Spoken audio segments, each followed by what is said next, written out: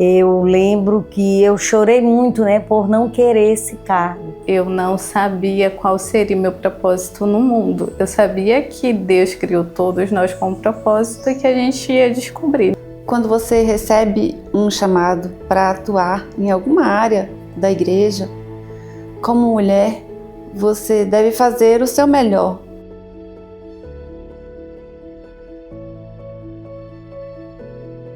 Quando Deus me chamou, eu não fazia parte ainda da igreja adventista. Eu era de outra religião, né? Deus, quando Ele me chamou, eu estava passando um momento muito difícil. Foi quando eu perdi o meu bebê, né? Que eu estava com 3 meses e perdi. E eu fiquei ali numa situação muito delicada, muito difícil, com um problema muito sério. Perdi quase a visão por conta da anestesia, né? Quando me deram anestesia, eu fiquei praticamente cega, sem enxergar.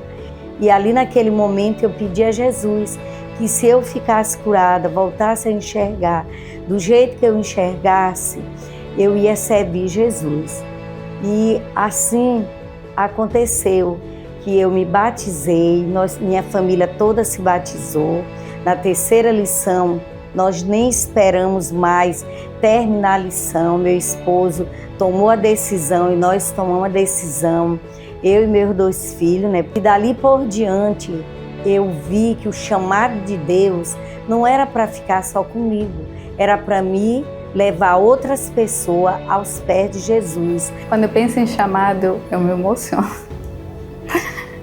Eu me emociono porque eu não sabia qual era o meu propósito nesse mundo, né? E quando meu marido foi chamado, nós não fomos chamados com o chamado oficial.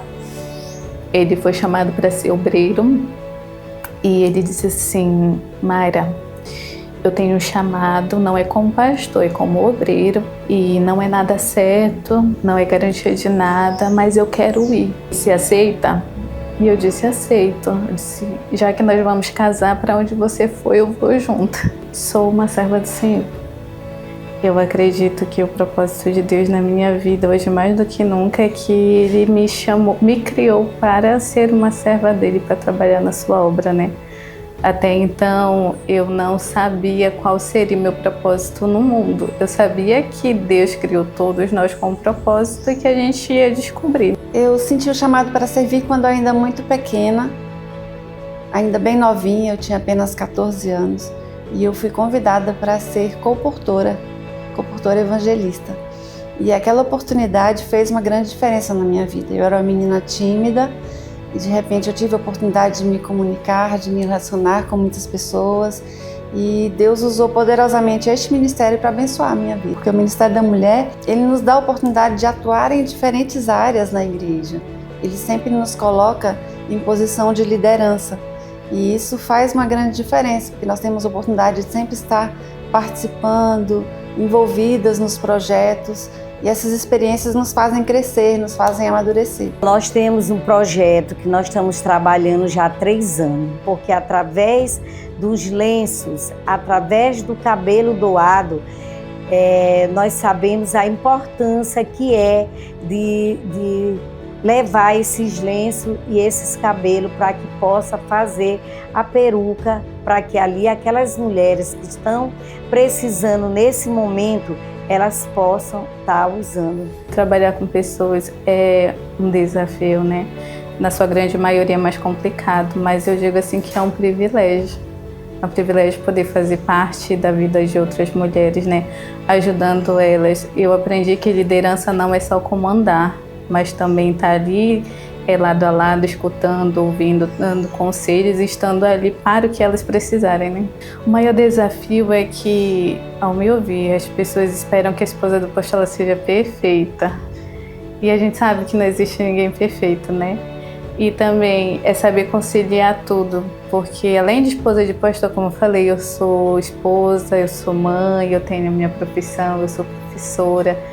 E tentar conciliar tudo isso é muito difícil, mas eu digo com toda certeza que um dos maiores privilégios é prazeroso, é servir na obra do Senhor e ser esposa de pastor estar ali dia a dia com as mulheres, ouvindo ela, participando da vida delas, ouvindo, podendo ajudar, dando conselhos para ela, é algo assim que me deixa muito feliz. O Ministério da Mulher, ele é muito atuante. O maior número de pessoas da Missão Nordeste Maranhense são mulheres e um grande número delas estão envolvidas na missão. Nós temos mulheres muito comprometidas, missionárias, e elas trabalham com o coração. Elas têm o desejo ardente de ver Jesus logo voltar. Eu cheguei em casa, chorei, mas eu disse para o meu esposo, eu não vou ficar sentada no banco da igreja.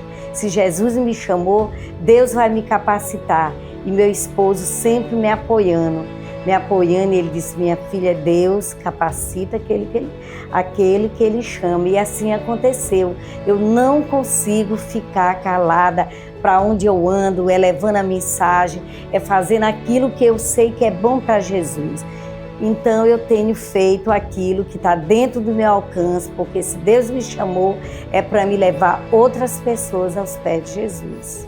Às vezes a gente acha que a gente precisa ser perfeito para trabalhar na obra do Senhor, e Ele não quer pessoas perfeitas.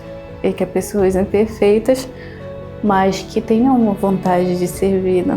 Mesmo com suas imperfeições, mesmo com as suas dificuldades, com as suas necessidades. Para Deus nós somos perfeitos, para a gente é imperfeito, né?